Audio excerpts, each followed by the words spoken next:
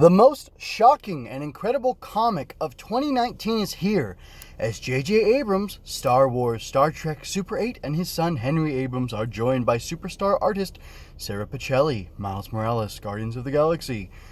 Team up for Spider-Man.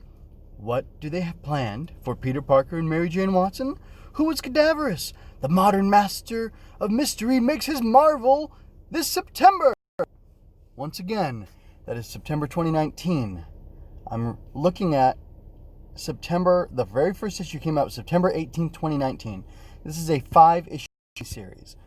The next one, the latest issue to come out, which I haven't picked up yet because I didn't know it was out, because I didn't know if it was ever going to return with pencils down and everything, was released September 23rd, 2020. It's a 27-page issue.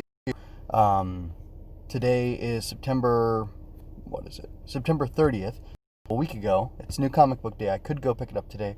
And the original was September 28th. So over a year later, and this 5-issue comic series is not done yet. How long does it take to make 4 out of 5 issues of a comic book? I don't know. Gosh, I really don't want to be doing this right now, but I'm going to.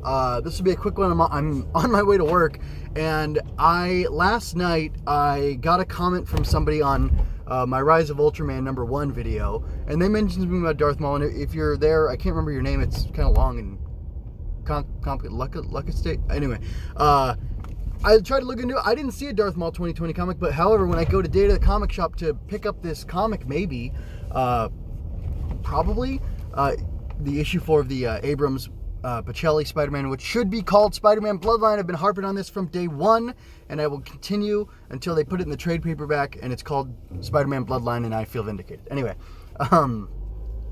but yeah, so I'm going to go to check it out. I'll see if there's that mall comic there. I may not buy it. Honestly, money's tight for me right now.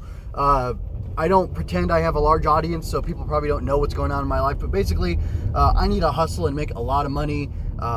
Some family circumstances have changed for me in a positive way, but it means I got to hustle and be more of a man. And, you know, not that reading comics and reviewing comics can't be something that a man does, but, like, you know, you got to put food on the table first, right? So don't lose time in order to pursue something that's not going to make you money. Anyway, it just boggles my mind that I'm at the point now where I liked the first 2 issues of the series. The third one was okay. It took way too long to come out, or I don't remember where the gap was, but it started in September of 2019.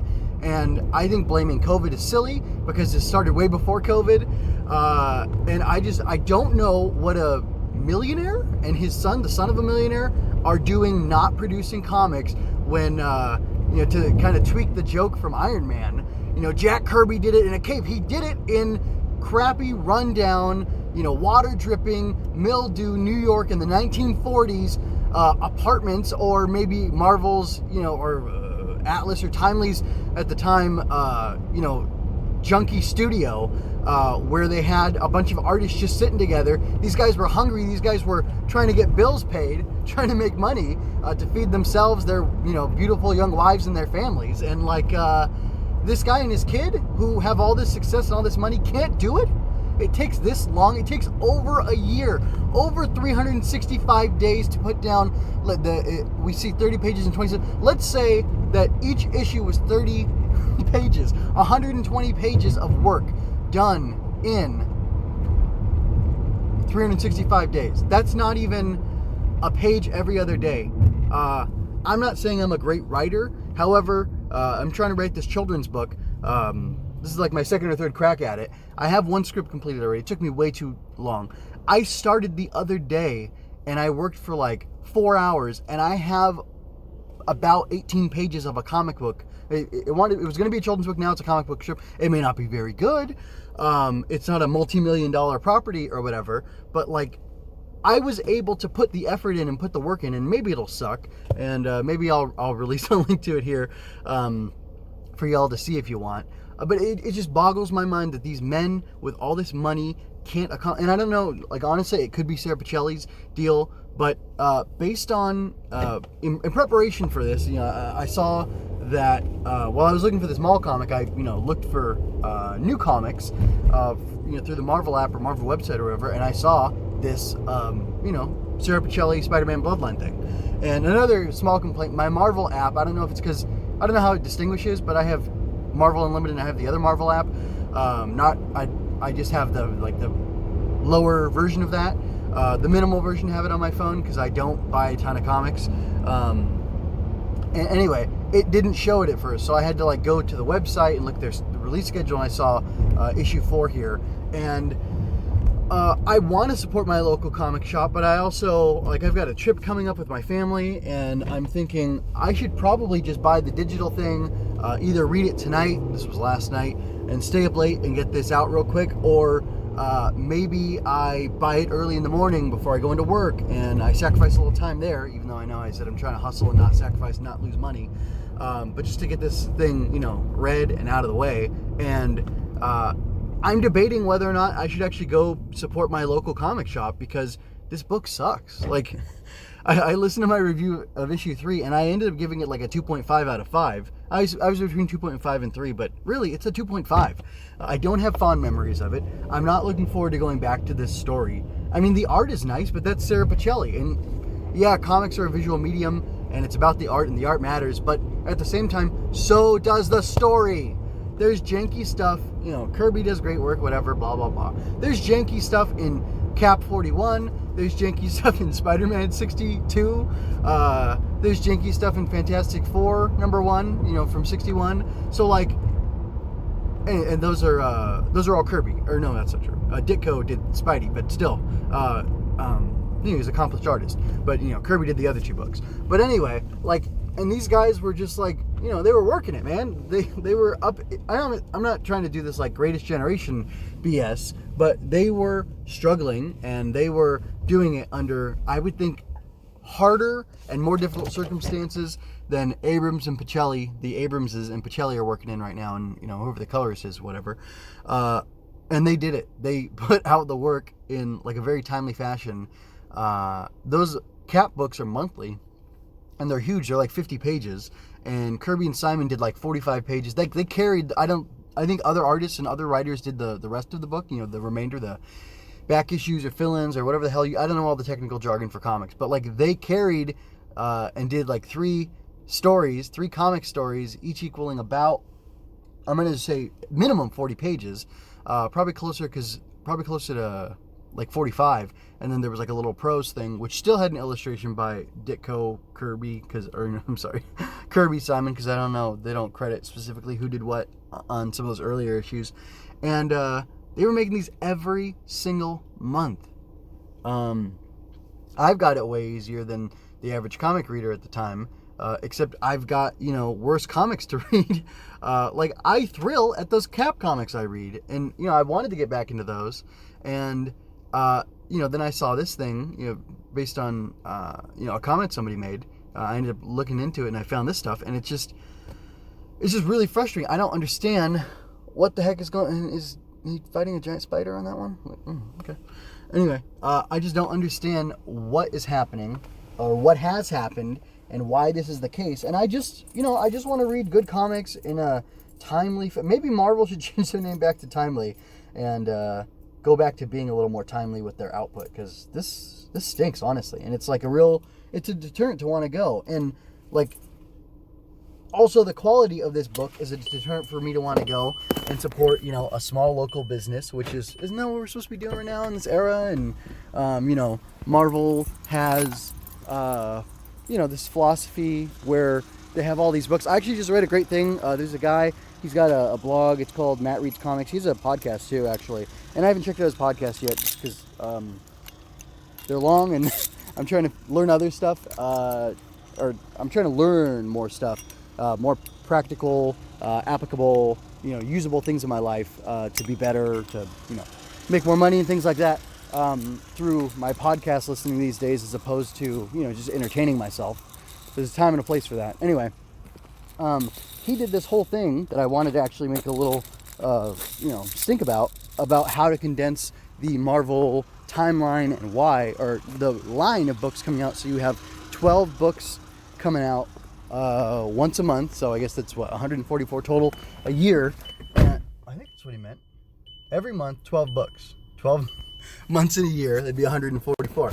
I thought it was a brilliant idea. And that's something, I'd be willing to check out. But like, if that was the case, you wouldn't have this kind of stuff happening. You'd have the best of the best working on these books.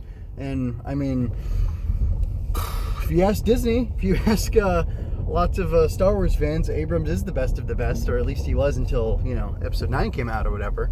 But I just don't understand, and it really stinks. Like, I was going back to my original point, that like, if these books were great, if they were reliably good, I would definitely have kept an eye on things. Oh man, I cannot wait for that Abrams Pichelli Star Wars Bloodline, or Star Wars. There's also Star Wars Bloodline, unrelated. It's a great book by a fantastic author, Claudia Gray. It deals with Leia. It takes place before The Force Awakens. That's actually like excellent Star Wars content.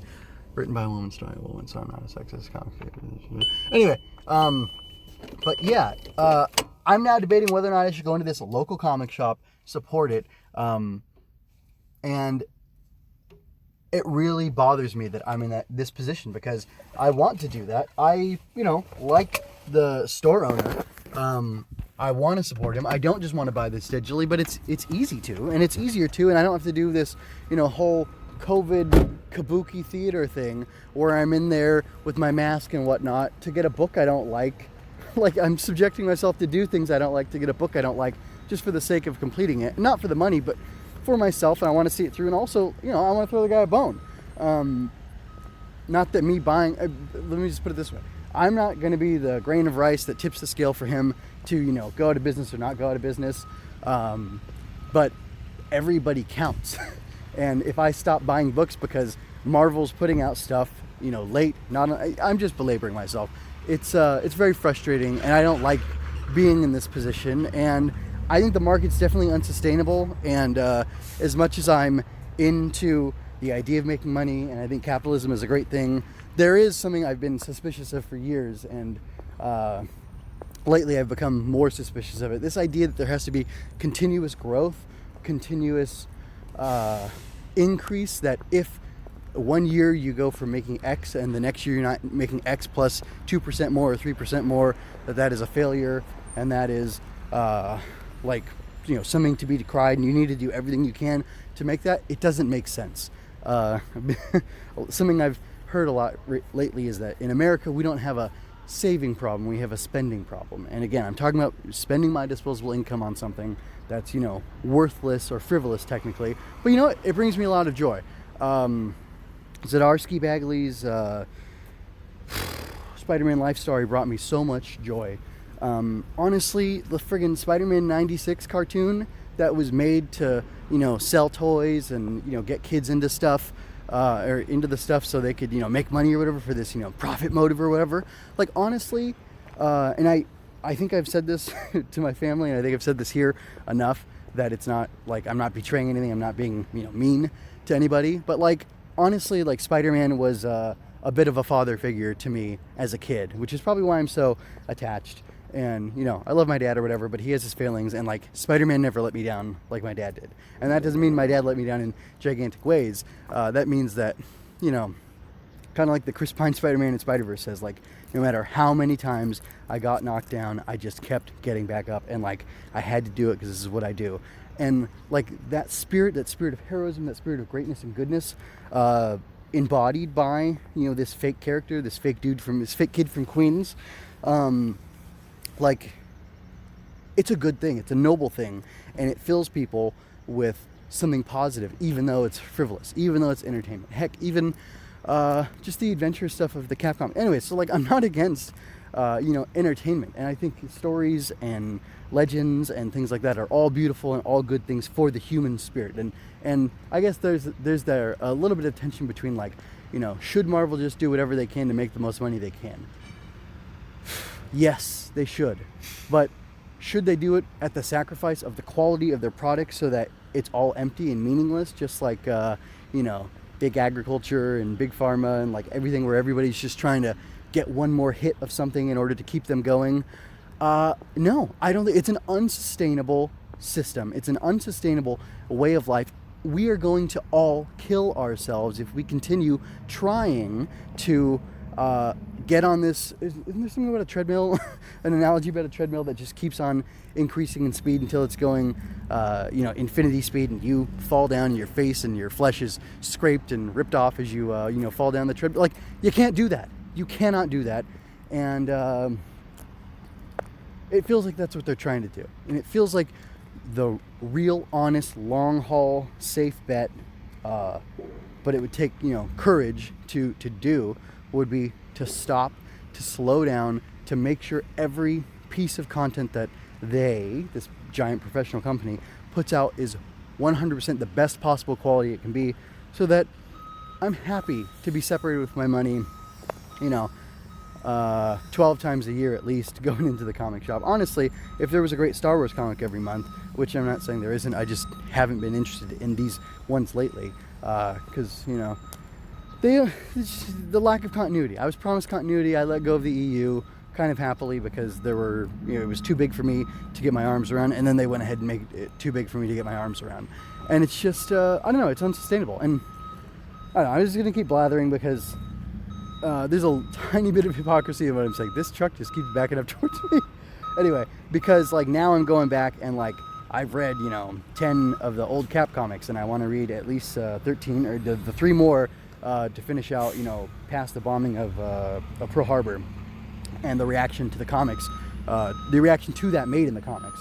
And then I want to read, I kind of basically want to read all the Spider-Man comics, at least all the Amazing Spider-Man comics, because I read, what have I read, 5 or 6, and they were all really, really good, really amazing, no pun intended. And I'm running towards things, as part of my entertainment that are huge, but they got huge over time. They had slow, sustainable, steady growth. They had success after success after success, and it wasn't like they're artificially inflating, the line or whatever, which seems to be what they're doing now. And for years, I wasn't into Western comics for multiple reasons. One of them being that it was just too much to get around, and this just proves the point, I guess.